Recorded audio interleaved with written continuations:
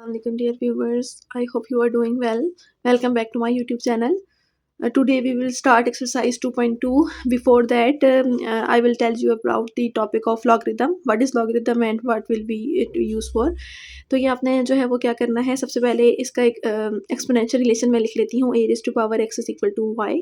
तो इसमें मैं कोई वैल्यूज़ असाइन कर देती हूँ. अगर मैं सपोज a को 3 वैल्यू असाइन करती हूँ तो मेरे पास क्या आ जाएगा, 3 raised to power x is equal to y को मैं 4 लिख देती हूँ सपोज. इस तरह का अगर आपके पास रिलेशन आ जाए और x में x जो है वो अननोन है, x अगर आपने फाइंड करना हो तो आप x को कैसे फाइंड करेंगे. इससे तो जो है ये एक्सपोनेंशियल एक्सप्रेशन को सॉल्व करना, ये एक्सपोनेंशियल इक्वेशन को सॉल्व करना पॉसिबल नहीं है. अगर आपके एक्सपोनेंट में कोई वेरिएबल आ जाए, मीन्स कि 3 को कितने टाइम्स मल्टीप्लाई करें कि 4 आ जाए, तो ऐसा तो हो ही नहीं सकता. अगर 3 को इधर 1 पुट करती हूँ, 3 1 ज़ा 3 होता है. अगर यहाँ पे 2 पुट करती हूँ तो 3 3 ज़ा 9 होता है, 3 स्क्वायर इज़ 9. तो 4 तो कभी भी नहीं आएगा. इट मीन्स यहाँ पे x की वैल्यू कोई फ्रैक्शन होगी या कोई डेसिमल फॉर्म में कोई आंसर लिखा होगा, जो कि फाइंड करना हमारे लिए इस तरह से पॉसिबल नहीं है. तो इसके लिए जो है वो हम लॉगरिदम का कॉन्सेप्ट यूज़ करते हैं. लॉगरिदम में हम इस तरीके से लिखते हैं नंबर्स को. अगर आपके पास यहाँ पे ऐसे लिखा हुआ है लॉग, या जैसे ये एक्सपोनेंशियल एक्सप्रेशन है, इसको जब मैं लॉगरिदमिक फॉर्म में चेंज करूँगी तो मैं इसको इस तरीके से लिखूँगी. ये जो a है ये यहाँ पे आएगा और इसको कहते हैं बेस. ये जो x है ये इक्वल की दूसरी साइड पे आएगा और ये जो y है ये यहाँ पे आ जाएगा. तो इसको हम क्या कहेंगे, कैसे रीड करेंगे, log of y to the base a is equal to x. ठीक है, तो इसको जब आप इस तरीके से लिखेंगे तो इसको हम कन्वर्ट कर सकते हैं यूँ एक्सपोनेंशियल एक्सप्रेशन में, और बैकवर्ड जो है वो इसको एक्सपोनेंशियल एक्सप्रेशन से हम लॉगरिदमिक एक्सप्रेशन में भी चेंज कर सकते हैं. तो इस तरीके से आपके पास ये जो x है, ये जो पावर है, ये सॉल्व करना ईजी हो जाएगा. ठीक है, अगर मैं यहाँ पे ऐसी वैल्यूज़ पुट करूँगी, अगर आपके पास ये लिखा हुआ है, इसको याद करने का ये तरीका है आपके पास कि अगर सपोज़ ये देखिए मैंने अभी आपको कैसे समझाया है कि अगर आपके पास ये लिखा हुआ है log a y is equal to x, अगर आपने इसको याद करना है कि इसको एक्सपोनेंशियल एक्सप्रेशन में एक्सपोनेंशियल फॉर्म में लिखेंगे तो किस तरीके से लिखेंगे. तो सबसे पहले आपने याद करना है कि ये जो a है इसको कहते हैं बेस. ये लॉग की बेस है. लॉग किस नंबर पे अप्लाई हो रहा है, लॉग बेसिकली एक ऑपरेटर है. लॉगरिदमिक की शॉर्ट फॉर्म है ना लॉग, तो लॉग एक ऑपरेटर है. तो लॉग को हम अप्लाई कर रहे हैं y के ऊपर. y कोई भी नंबर है, x कोई भी नंबर है, a भी कोई नंबर है, लेकिन a जो है वो लॉग की क्या है, बेस है. ये हम आगे जाके पढ़ते हैं कि बेस का क्या मतलब होता है. तो ये लॉग की बेस है. तो जब हम इसको एक्सपोनेंशियल फॉर्म में चेंज करेंगे तो आपने तब भी इसको ऐसे ही लिखना है, a को बेस ही कंसीडर करना है, और उसके बाद ये जो दो नंबर्स होंगे ये अल्टरनेट प्लेस पे आ जाएंगे. मीन्स कि x इधर आ जाएगा, y इधर आ जाएगा. इधर जब आएगा तो ये सिंपल नहीं आएगा बल्कि a की पावर में आ जाएगा, a raise to power x is equal to y. तो ये आपके पास बैकवर्ड यही फॉर्म आ जाएगी. तो यहाँ पर भी a बेस है, यहाँ पर भी बेस है. जो भी बेस आपके पास लिखी होगी उसको आपने बेस ही लिखना है, और बाकी दोनों नंबर्स को आपने आपस में इंटरचेंज कर देना है. तो आपकी लॉगरिदमिक से एक्सपोनेंशियल फॉर्म आ जाएगी और एक्सपोनेंशियल फॉर्म से लॉगरिदमिक फॉर्म आ जाएगी. अब आ जाते हैं कि ये यूज़ क्यों होता है. तो ये मैंने अभी आपको बताया है कि अगर आपके पास इस तरह से x जो है वो फाइंड करना अननोन फाइंड करना पॉसिबल नहीं है, तो फिर आप क्या करेंगे कि इसको लॉगरिदमिक फॉर्म में चेंज करेंगे, और उसके बाद जब यहाँ पे वैल्यूज़ पुट करेंगे तो कैलकुलेटर से या लॉग टेबल से हम इसका डायरेक्ट आंसर फाइंड कर सकते हैं, विच इज़ x. तो यहाँ पे देखें लॉग की डेफिनेशन लिखी हुई है, definition of logarithm. If b raised to power y is equal to x, where x, y, b are real numbers and b and x are greater than 0 and b is not equals to 1, तो b कभी भी 1 नहीं हो सकता और बाकी ये दोनों greater than 0 मीन्स कि ये पॉजिटिव नंबर्स होंगे. then y is the logarithm of x with base a. मैंने अभी आपको क्या समझाया है, ये देखें इस तरीके से लिखा हुआ है, y is the logarithm of x with base b. तो ये b इसकी जो है वो बेस है और x का लॉग ले रहे हैं और आंसर क्या आ रहा है, y आ रहा है, और इसकी एक्सपोनेंशियल फॉर्म में हम कन्वर्ट करेंगे तो ये इस तरीके से बनेगी. अच्छा, नेक्स्ट अब हम लोग करते हैं एक्सरसाइज 2.1 सॉल्व कर लेते हैं पहले जी. तो ये एक्सरसाइज 2.1 का क्वेश्चन नंबर 1 है, चेक वेदर लॉग x, ये बेस है इसकी x, और ये नंबर किस पे अप्लाई हो रहा है, 7 माइनस एक्स पे लॉग अप्लाई हो रहा है, is defined for x is equal to 0, x is equal to 1, x is equal to 6 and x is greater than equal to 7. तो आपने क्या करना है, ये बताना है कि यहाँ पे अगर x की जगह ये वाली वैल्यू पुट करें तो क्या ये लॉग डिफाइंड है, मीन्स कि इसका कोई आंसर आएगा, आंसर पॉसिबल है, सॉल्व करना पॉसिबल है या नहीं है. सिंपली ये आपने बताना है. तो सबसे पहले हम क्या करेंगे, ये आपके पास जो लॉगरिदमिक फॉर्म है इसको एक्सपोनेंशियल फॉर्म में चेंज कर लेंगे. उसके बाद जो है वो सॉल्व करेंगे ये बारी बारी वैल्यूज़ पुट करके, और इस तरह से आपको इजीली समझ भी आ जाएगा. जी, तो ये आपको एक्सप्रेशन गिवन है, इसकी राइट हैंड साइड कुछ भी नहीं है या लेफ्ट हैंड साइड, क्योंकि ये एक एक्सप्रेशन है, इक्वेशन नहीं है। तो सबसे पहले तो हम क्या करते हैं, इसको लेट कर लेते हैं कि y इज़ इक्वल टू, यहाँ पे आप कोई भी वेरिएबल लिख सकते हैं अदर देन x। x तो ऑलरेडी यूज़ हो रहा है, x नहीं लिखना आपने, इसके अलावा कोई भी वेरिएबल यूज़ कर सकते हैं। ये हमने लिख लिया, ये हमने इसलिए लिखा है ताकि ये लिखने के बाद हम इसको एक्सपोनेंशियल फॉर्म में चेंज कर सकें। आप देखें, जब एक्सपोनेंशियल फॉर्म में चेंज करेंगे तो यहाँ पे x है जो बेस, वो यहाँ पर भी बेस ही बनेगी, ठीक है। यहाँ पे आपने लिख लेना है exponential form is, exponential form is x, और यहाँ पे जो 7 माइनस एक्स है, सॉरी ये x हमने लिख लिया बेस, और इसकी पावर में ये आ जाएगा y, और ये जो 7 माइनस एक्स है ये दूसरी साइड चला जाएगा, ठीक है। मीन्स कि 7 माइनस एक्स को मैं इस साइड ले आई हूँ, y जब इधर आया है तो x की पावर में आ गया 7 माइनस एक्स। ये आपके पास बन गई है इक्वेशन नंबर 1। अब आपका फर्स्ट पार्ट ये है कि x is equal to 0, means कि x इज़ इक्वल टू 0 के लिए ये डिफाइंड है या नहीं, पॉसिबल है ये सॉल्व करना या नहीं, ये आपने बताना है। अब क्या करेंगे, हम x की जगह 0 पुट कर देंगे इक्वेशन नंबर 1 में। Put x is equal to 0 in equation number 1। Equation number 1 में जब x को हम 0 पुट करेंगे तो ये आपके पास आ जाएगा, जी, तो जब 0 पुट करेंगे तो ये आपके पास आ जाएगा x की जगह 0, y as it is, and 7 minus 0, 0 y 7। तो ये आपको एक्सपोनेंशियल एक्सप्रेशन क्या बता रहा है कि 0 की कोई ऐसी पावर लें, y तो अननोन है, हमें नहीं पता, तो कह रहे हैं 0 की कोई ऐसी पावर लें कि आंसर आ जाए 7। तो आप मुझे बताएं, क्या 0 की कोई भी पावर लेने से आंसर 7 आ सकता है? नो, 0 की कोई भी पावर लेंगे आंसर 0 ही रहेगा, एक्सेप्ट 0। अगर 0 की पावर 0 लेते हैं तब आंसर आता है 1, तो 7 तो कभी भी नहीं आ सकता। तो विच इज़ नॉट पॉसिबल, ये जब पॉसिबल नहीं है, इट मीन्स कि जो है वो आपके पास जो आपको गिवन था कि ये आपने चेक करना है कि ये लॉग डिफाइंड है इस नंबर के लिए, x इक्वल टू 0 के लिए या नहीं, तो उसका आंसर क्या हो जाएगा? नो। तो इसके आगे आपने लिख देना है नो, ठीक है, नो। क्लियर है? अब नेक्स्ट पार्ट करते हैं, ये जो एक्सपोनेंशियल फॉर्म हमने एक दफ़ा बना ली है यही हम बार बार यूज़ करेंगे। सेकंड पार्ट हम लिखते हैं, सेकंड पार्ट क्या है, x इज़ इक्वल टू 1। अब x को 1 पुट करके चेक करते हैं। अगर x को 1 पुट करेंगे, put x is equal to 1 in equation number 1। Equation number 1 में हम x को जब 1 पुट करेंगे तो क्या आ जाएगा, यहाँ पे 1 raise to power y is equal to 7 minus 1, 1 raise to power y is equal to 6। क्या ऐसा पॉसिबल है कि y 1 की कोई पावर लें और आंसर 6 आ जाए? नो, बिकॉज 1 की कोई भी पावर लेते जाएंगे, आप 100 ले लें, 1000 ले लें, कोई भी बड़ा नंबर आप इसकी पावर में ले लें, हमेशा आंसर 1 ही आएगा। तो ऐसा कभी नहीं हो सकता कि 1 के कोई ऐसी पावर लें कि आंसर हमारे पास आ जाए 6, तो ये भी पॉसिबल नहीं है। तो इसके सामने भी हम यही लिख देंगे कि which is not possible, which is not possible. तो ये भी जो है वो आपके पास डिफाइंड नहीं है, तो इसका आंसर भी हो जाएगा नो।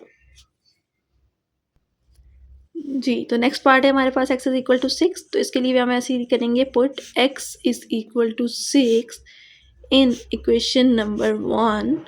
देख लें आपके पास इक्वेशन नंबर 1 क्या है, उसके अंदर हमने x को 6 पुट करना है। तो अगर हम 6 पुट करेंगे तो 6 raise to power y is equal to 7 minus 6 आ जाएगा। अब इसको सॉल्व करते हैं, 6 raise to power y is equal to 1। तो ये कह रहे हैं कि 6 की कोई ऐसी पावर लें कि आंसर 1 आ जाए। तो ये तो पॉसिबल है, which is possible for for y is equal to 0। अगर हम यहाँ पे 0 पुट करेंगे तो आपको पता है किसी भी नंबर की पावर 0 लें तो आंसर आता है 1, तो विच मीन्स इसका आंसर क्या हो जाएगा, यस हो जाएगा, ठीक है जी। तो नेक्स्ट पार्ट है x is greater than equal to 7। तो इसके लिए हम क्या करेंगे, put x is greater than equal to 7। पहले हम क्या करते हैं, इसको सिंपली तो नहीं कर सकते हैं, पहले हम क्या करते हैं, x is equal to 7 put कर लेते हैं और फिर x ग्रेटर देन 7 पुट कर लेंगे। इन इक्वेशन नंबर 1 7 पुट करेंगे तो क्या आ जाएगा, 7 raise to power y is equal to 7 minus 7, 7 raise to power y is equal to 7। तो ये आपके पास क्या है कि ये कह रहा है, सॉरी 7 क्यों, यहाँ पे आएगा 0, ठीक है, ये 0 आएगा। तो ये कह रहा है कि आपके पास 7 की कोई ऐसी पावर लें कि आंसर आ जाए 0। तो 7 की पावर अगर कम से कम भी हम लें, अगर 0 ले लें सपोज़, तो 0 लेंगे तो आंसर तो 1 आएगा। तो कभी भी ऐसा नहीं हो सकता कि इसकी कोई पावर लें तो आंसर 0 आ जाए, तो which is not possible, not possible. अच्छा, अब हम ग्रेटर देन 7 कोई नंबर लेके चेक कर लेते हैं। आप ग्रेटर देन 7 कोई भी नंबर ले सकते हैं। कि क्या करती हूँ मैं, x को कोई ग्रेटर देन 7 कोई नंबर पुट कर लेती हूँ, मीन्स कि मैं 8 पुट कर लेती हूँ सपोज़।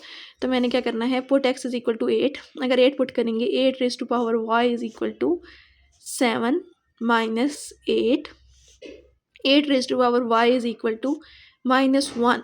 तो ये क्या कह रहा है कि आपके पास क्या है, 8 की कोई पावर लें और आंसर आ जाए -1। तो क्या ऐसा हो सकता है कि आंसर -1 आ जाए? कभी भी हम पावर कोई भी लेंगे तो आंसर नेगेटिव में तो कभी भी नहीं आएगा। तो इसलिए ये भी जो है वो पॉसिबल नहीं है, विच इज़ नॉट पॉसिबल। अच्छा, ये भी पॉसिबल नहीं है, मीन्स कि x इज़ इक्वल टू 7 भी पॉसिबल नहीं है, और -7 ग्रेटर देन 7 भी कोई पॉसिबल नहीं है। तो हम इसके नीचे लिख देंगे hence not possible for x is greater than equal to 7। तो ये आपका रिलेशन जो है वो ग्रेटर देन 7 के लिए होल्ड नहीं करता। Now come to question number 2. Question number 2 is convert the form of following equations, that is from exponential form to logarithmic form and vice versa। vice versa का मतलब मैं आपको पहले भी बता चुकी हूँ। इट मीन्स कि जो एक्सपोनेंशियल फॉर्म है उसको लॉगरिथमिक फॉर्म में चेंज करें, और जो लॉगरिथमिक फॉर्म है उसको एक्सपोनेंशियल में चेंज करें। इसमें डिफरेंट डिफरेंट पार्ट्स हैं। जैसे फर्स्ट पार्ट लॉगरिथमिक फॉर्म में है तो उसको एक्सपोनेंशियल में चेंज करेंगे। Second part is in exponential form, so we can change it into logarithmic form. And similarly ये हम सारे parts one by one solve करते हैं। जी, तो इसको आपने किस तरीके से सॉल्व करना है। फर्स्ट पार्ट है आपके पास log to the base 6 of 216 is equal to 3। ये लॉगरिथमिक फॉर्म है, इसको जब एक्सपोनेंशियल फॉर्म में चेंज करेंगे तो मैंने आपको बताया है ये जो 6 है ये यहाँ पर भी बेस है, फिर भी बेस ही रहेगी ये, और ये जो 3 है ये इसकी पावर में आ जाएगा, और ये 216 लेफ्ट साइड से राइट साइड पे शिफ्ट हो जाएगा। तो ये आ गई इसकी एक्सपोनेंशियल फॉर्म। वैसे भी आप चेक कर सकते हैं, 6 का क्यूब लें तो 216 ही आता है। सिमिलरली नेक्स्ट जो है वो आपके पास एक्सपोनेंशियल फॉर्म है, इसको जब लॉगरिथमिक फॉर्म में चेंज करेंगे तो ये क्या बन जाएगा, ये जो 7 बेस है ये यहाँ पर भी लॉग की बेस में 7 आ जाएगा। ये जो 2401 है ये लेफ़्ट साइड पे आ जाएगा राइट साइड से, और ये जो 4 पहले लेफ़्ट साइड पे है वो राइट साइड पे जाके 4 बन जाएगा। नेक्स्ट आपके पास एक्सपोनेंशियल फॉर्म में बनेगा, ये 5 है, 5 raise to power 5 is equal to x। ये जो 5 है ये इसकी पावर में आ गया है। नेक्स्ट वन इज़ लॉग, इसकी बेस क्या बनेगी b, यहाँ पे आ जाएगा 1/27 is equal to -3/4। Next one is log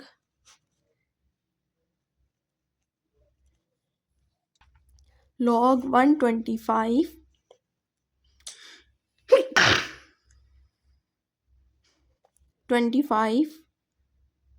is equal to x/3। Next आपके पास बनेगा, यहाँ पर हम इसको कैसे लिख सकते हैं एक्सपोनेंशियल फॉर्म में। ये जो बेस है इसकी 10 वो बेस बनेगी, और ये जो y है ये इधर आ जाएगा, और ये जो 10⁻12 है इसकी पावर को देख के आपने घबराना नहीं है, ये एज इट इज़ आ जाएगा। एंड नेक्स्ट पार्ट ये, इसको जब लॉगरिथमिक फॉर्म में लिखेंगे तो लॉग लिखेंगे और इसकी बेस क्या बनेगी, ये 256, और यहाँ पे आ जाएगा 1/64 is equal to x/4। Next part है हमारे पास, इसको जब हम एक्सपोनेंशियल फॉर्म में कन्वर्ट करेंगे तो ये बनेगा 3, ये जो बेस है 3, ये 3 एज इट इज़ आ जाएगा, 3² is equal to x³ + 1। Next one is 5 raise to power 1 is equal to 2x - 3। And last one is, इसको हम कैसे लिखेंगे, इसको हम जब लॉगरिथमिक फॉर्म में चेंज करेंगे तो ये आ जाएगा लॉग, ये 2 आ जाएगा क्योंकि ये 2 बेस है तो 2 आ जाएगा यहाँ पे आ जाएगा 2x + 1 and this 3 is here. तो ये आपके पास क्वेश्चन नंबर 2 की भी सारे पार्ट्स हमने सॉल्व कर लिए हैं। Now come to question number 3. Question number 3 is find the value of x in the following equations. तो आपने क्या करना है, इन इक्वेशंस में x की वैल्यू फाइंड करनी है. ये सब लॉगरिथमिक इक्वेशंस हैं, इनमें आपने x की वैल्यू फाइंड करनी है. x की वैल्यू फाइंड करने के लिए पहले आपको इन सबको जो है वो एक्सपोनेंशियल फॉर्म में कन्वर्ट करना पड़ेगा, फिर हम इजीली सॉल्व करके x की वैल्यू फाइंड कर लेंगे. और क्वेश्चन नंबर 4 में ये है कि find the unknowns appeared in question number 2. कि मीन्स के क्वेश्चन नंबर 2 में जितनी भी अननोन्स हैं, मीन्स कि यहाँ पे x आ रहा है, y आ रहा है, ये सब आपने फाइंड भी करने हैं. तो पहले हम ऐसा करते हैं, क्वेश्चन नंबर 4 कर लेते हैं. मीन्स कि क्वेश्चन नंबर 2 के पार्ट्स अभी सॉल्व किए हैं, उनको आगे सिंप्लीफाई करके वहाँ से अननोन्स की वैल्यू फाइंड कर लेते हैं. उसके बाद क्वेश्चन नंबर 3 कर लें. जी, तो ये देखेंगे हम लोगों ने क्वेश्चन नंबर 2 सॉल्व किया था, इसके सारे पार्ट्स लिखे हैं. तो इसके सामने ही हम लोग x की वैल्यू फाइंड कर लेते हैं. फर्स्ट पार्ट में तो सॉरी x की नहीं, कोई भी अननोन जो भी आ रहा है उसकी वैल्यू फाइंड करनी है. फर्स्ट पार्ट में तो कोई भी अननोन नहीं है, इसलिए इसको सॉल्व नहीं करेंगे. सेकंड पार्ट में भी कोई अननोन नहीं है. थर्ड पार्ट में x है अननोन जिसकी वैल्यू फाइंड करनी है. और ये आपको पता है कि यहाँ पे जब 5 की पावर 5 लेंगे तो x की वैल्यू आ जाएगी, विच इज़, तो यहाँ से हम इसके सामने लिख देंगे कि x इज़ इक्वल टू 3125. ये कैलकुलेटर की हेल्प से आप इसकी वैल्यू फाइंड कर सकते हैं. ठीक है. नेक्स्ट आपके पास जो पार्ट है, पार्ट नंबर 4, इसमें आपके पास ये b अननोन है, b, इसकी वैल्यू आपने फाइंड करनी है. तो इसको हम कैसे सॉल्व करेंगे, ये देखें आपके पास अगर जी, तो इसको हम ऐसे सॉल्व करते हैं, b raise to power -3/4 as it is. क्योंकि जब भी हमने सॉल्व करना होता है तो हम एक्सपोनेंशियल फॉर्म को सॉल्व करते हैं, लॉगरिथमिक फॉर्म को सॉल्व नहीं कर सकते. और यहाँ पे जो 1/27 है इसको मैं लिख सकती हूँ 1/3 क्यूब. 27 को मैं 3 क्यूब लिख सकती हूँ ना. अच्छा, नेक्स्ट स्टेप में क्या हो जाएगा, ये इसको मैं आगे लिख लेती हूँ. यहाँ पे क्या बन जाएगा, सॉरी इसके सामने नहीं लिखती क्योंकि इसका पार्ट होगा. यहाँ पे देख लें आपके पास क्या बन जाएगा, b raise to power -3/4 is equal to 3 raise to power -3. ये नेगेटिव एक्सपोनेंट वाला रूल हम लोगों ने लगाया है, ये 3 रेज़ टू पावर -3 हो जाएगा जब न्यूमरेटर में शिफ्ट होगा. तो उसके बाद क्या बन जाएगा, ये हमारे पास, हमें पता है कि हम इन दोनों को कंपेयर तब कर सकते हैं जब इसकी बेसिस जो हैं वो, अगर बेस में से कोई वेरिएबल है जो हमने फाइंड करना है तो इसके एक्सपोनेंट सेम होने चाहिए. अगर एक्सपोनेंट में वेरिएबल है तो बेसिस सेम होनी चाहिए. तो यहाँ पे बेसिस में वेरिएबल है b, यानी वो हमने फाइंड करना है. इट मीन्स एक्सपोनेंट को पहले इक्वल करना पड़ेगा, सेम करना पड़ेगा. यहाँ पे -3/4 है जबकि यहाँ पे -3 है, तो इसको भी -3/4 करना पड़ेगा ताकि हम कंपेयर कर सकें. तो -3/4 करने के लिए हम क्या करेंगे, इसको इस तरीके से लिख लेते हैं, 3 रेज़ टू पावर माइनस, तो इसको हम इस तरीके से लिख सकते हैं, 3 की पावर में हम अगर 4 को मल्टीप्लाई और डिवाइड कर देते हैं, क्योंकि हमें क्या चाहिए यहाँ पर -3/4 चाहिए. -3/4 हमने बाय लिख लिया. अब ये 4 कैसे आया है, 4 से हमने डिवाइड और मल्टीप्लाई करना है, तो यहाँ पर हम एक अंदर 4 लिख लेते हैं. ठीक है, हमने 4 के साथ पावर में मल्टीप्लाई और डिवाइड कर दिया. -3 था ना, तो उसके साथ 4 को मल्टीप्लाई और डिवाइड कर दिया ताकि हमें -3/4 वही पावर मिल जाए जो b के ऊपर है. अब इन दोनों को कंपेयर करेंगे, अगर पावर सेम है तो बेसिस भी सेम होंगी. तो b आ जाएगा 3 raise to power 4 which is 81. तो b की वैल्यू आ गई है 81.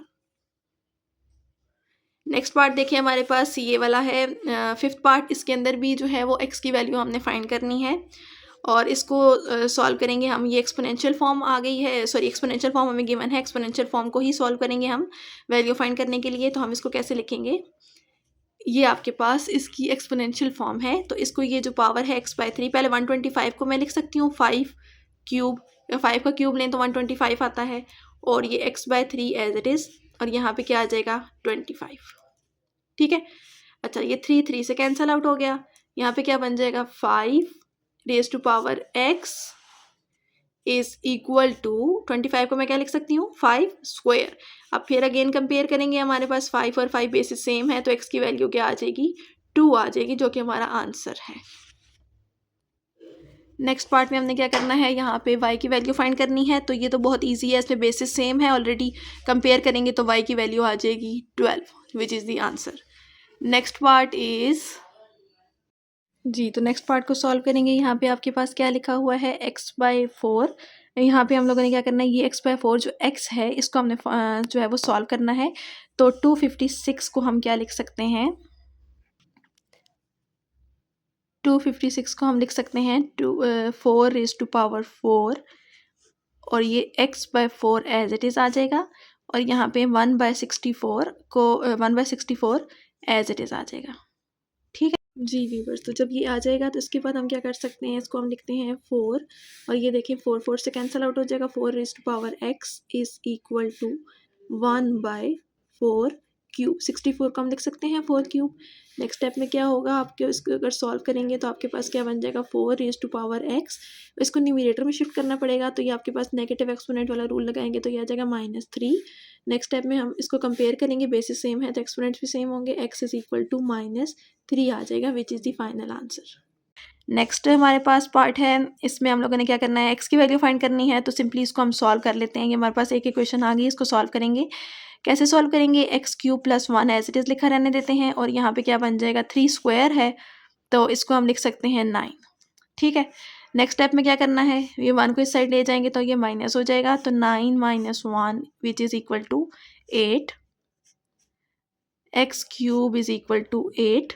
अब हम इसको कैसे लिख सकते हैं, x³ इज़ इक्वल टू 8 को हम लिख सकते हैं 2 क्यूब। कंपेयर करेंगे दोनों साइड से, पावर सेम है तो बेसिस भी सेम होंगी। x is equal to 2 answer आ जाएगा।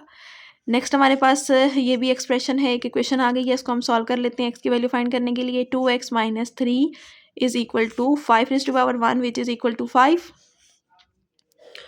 और यहाँ पे आ जाएगा 2x is equal to 5 + 3 is equal to 8 and x is equal to 4। 2 से दोनों साइड पे हम डिवाइड कर लेंगे and last one is 2x + 1 is equal to 2 cube. तो हम इसको कैसे लिखेंगे, 2x + 1 is equal to 2 cube क्या हो जाएगा, 8 हो जाएगा। अच्छा, अब इसको आगे सॉल्व कर लेते हैं। 2x is equal to 8 - 1 7 and x is equal to 7/2 is the final answer। Next question number 3 जो हमारा स्किप हो गया था, अब हम वो कर लेते हैं। क्वेश्चन नंबर 2 और 4 मैंने आपको कंबाइन करके करवा दिया है। तो क्वेश्चन नंबर 3 मैंने पहले आपको बुक से एक्सप्लेन कर दिया है। इसमें सिंपली हमने अननोन्स की वैल्यू फाइंड करनी है, x की वैल्यू फाइंड करनी है।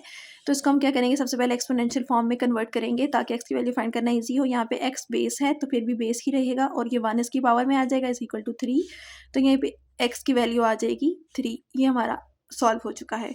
सेकेंड पार्ट क्या है, इसमें x + 1 बेस है, x + 1 और इसकी पावर में आ जाएगा ये वाला 2 इज इक्वल टू 9। अब आगे जो है वो हम क्या करेंगे, दोनों साइड्स पे स्क्वायर को कैंसिल करने के लिए स्क्वायर रूट लेंगे। तो x + 1 इज इक्वल टू 9 का स्क्वायर रूट लेंगे तो 3 आ जाएगा। आपने +-3 नहीं लिखना, सिर्फ +3 लिखना है क्योंकि लॉगरिथम्स में कभी भी आंसर नेगेटिव नहीं आता। तो अगर हम -3 लिखेंगे तो आंसर नेगेटिव आ जाएगा, इसलिए आपने जस्ट +3 लिखना है, पॉजिटिव स्क्वायर रूट को कंसीडर करना है। तो x की वैल्यू आ जाएगी 3 - 1 विच इज़ 2। तो ये इसका आंसर आ चुका है। Next part number 3 is log of 81 to the base 3 is equal to x। तो इसको सिंपली हम कैसे लिख सकते हैं, एक्सपोनेंशियल फॉर्म में जब कन्वर्ट करेंगे 3⁻x इज इक्वल टू 81। 81 को हम लिख सकते हैं 3⁻4। बेसिस सेम है तो दोनों साइड्स को कंपेयर करके x इज इक्वल टू 4 आ जाएगा। सिमिलरली हम यहाँ पे क्या लिखेंगे, 2⁻x + 1 इज इक्वल टू 64। अब हम कन्वर्ट करेंगे 64 को 2 की पावर्स में। तो हमने ऐसा इस तरीके से लिखना है 64 को कि 2 आ जाए ताकि बेसिस सेम हो, हम कन्वर्ट कर सकें। तो 2 अगर आप 6 लेंगे तो आपके पास आएगा 64। तो 2⁻x + 1 इज इक्वल टू 2⁻6 लिख लेंगे कि मैं बेसिस सेम है तो पावर्स भी सेम होंगी। कंपेयर करेंगे x + 1 इज इक्वल टू 6 आ जाएगा और finally x is equal to 5 is the final answer. 6 - 1 is equal to 5। जी, तो नेक्स्ट पार्ट है हमारे पास log of x to the base 2 is equal to 4। तो इसको जब हम कन्वर्ट करेंगे तो ये हमारे पास बनेगा log तो कन्वर्ट हो जाएगा, एक्सपोनेंशियल फॉर्म में लिखेंगे 2⁴ is equal to x and x is equal to 64। 2⁴ calculate करेंगे आप कैलकुलेटर से तो 64 आ जाएगा which is the answer. Similarly यहाँ पे हम क्या लिख सकते हैं, 2³ is equal to x² - 1। 2³ is equal to 8 और ये 1 इधर आके +1 हो जाएगा is equal to x²। x² is equal to 9 and x is equal to +3। मैंने अभी आपको बताया है कि नेगेटिव स्क्वायर रूट कंसीडर नहीं करना, only positive square root consider करना है। आई होप कि आपको एक्सरसाइज 2.2 में कोई भी प्रॉब्लम नहीं होगी। अगर आपको कोई भी प्रॉब्लम हो या कुछ शेयर करना चाहते हो तो कमेंट सेक्शन में ज़रूर कॉन्टैक्ट कीजिएगा। नेक्स्ट वीडियो में हम लोग एक्सरसाइज 2.3 को जो है वो सॉल्व करेंगे। तब तक के लिए अपना ख्याल रखिएगा। अल्लाह हाफिज़।